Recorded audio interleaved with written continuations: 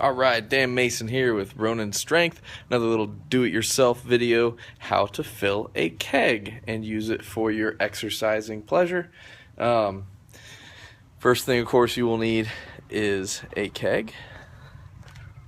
Boop, there's a keg. Lots of ways to procure a keg.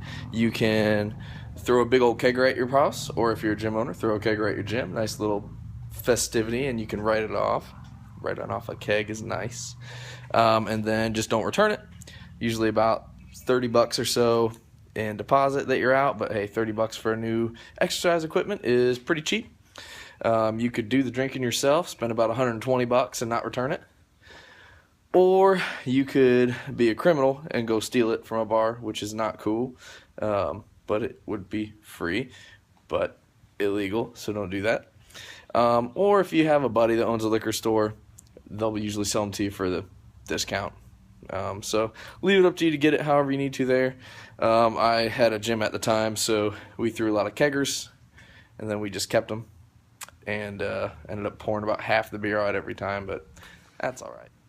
Over here, we get a number of fun little things, depending on what you have in the way of the kegs. Some of them are going to work better than others. One option can be needle nose pliers to pull the ring out, an ice pick to work the ring out. This screwdriver is probably way too big, but a flathead screwdriver is nice too. If you get one small enough it can dig in there, I'll show you the hole in what I'm talking about. You will need a funnel, makes life a whole heck of a lot easier. I chopped the little end off of it so that it pours a little quicker. Then you'll need something to fill it with, either water or sand. If you fill a keg full of water, it's about 157 pounds. If you fill it completely with sand, it ends up being about 250. If you fill it with concrete, like we're about to do, this stuff down here, Quickcrete, it gets to be about 308, so I'm told. The only god-awful reason to make one that's 308 pounds if you have one coming up in a competition, which we do, that's that heavy. So, got to make it today so we can practice. So, step one after you have your materials is to deflate the bugger. Now, to do that, you're going to need a screwdriver or something to push that ball in. What you don't want to do is get the ring out here and pop the thing out when it's still under pressure. If the ring comes out, that sucker will shoot up like a rocket ship, like a bottle rocket, or if you were a nerd like me and had rocketry in school, those little rockets that shoot up in the air and then parachute down. Pretty cool. Not cool if your head's over the top and you're working on it and it explodes into your face, though. So to do that, you take my preferred method here is a screwdriver. Dang it, I can't see where the... There it is. You just jam it on the ball head. And spray skunky beer all over your phone. Win. Alright, so after you got the pressure built out of it, if you let it sit for a bit, make sure you come back and hit it with the screwdriver again and let any excess pressure. We moved it from the shade into the heat, and we just got a bunch more pressure out. So now that that's out, come on in here close. You'll see there's these little square chips right here, and there's actually a ring inside with a slight, teeny little slit. I use the ice pick or really tiny flathead screwdriver, and I won't be able to quite hook under. Like you can see it moving a little bit maybe, but you can give a little tap with the hammer so you get under there a little tighter. Then you should be able to wedge it.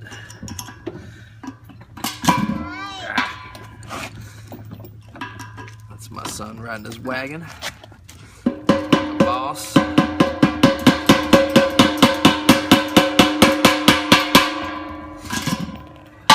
So close.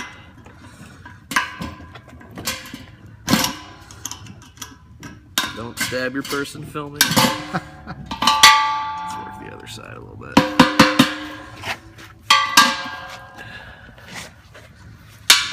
It's just a matter of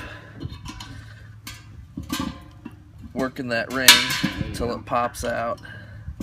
It's real nice. And it's okay if you bend the heck out of stuff here. It's fine because you're gonna plug it later.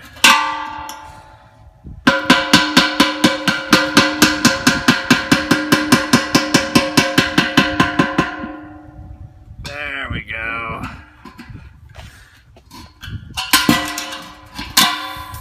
and then it shoots off.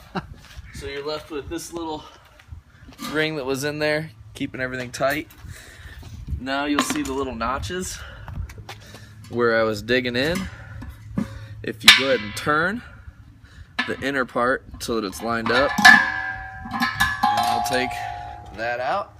And now you have an empty keg. Should be about 25 pounds empty. Ready? Yep. Yeah. Prepare to get them. All right, so you take whatever you're filling with. We're going concrete, and just start pouring.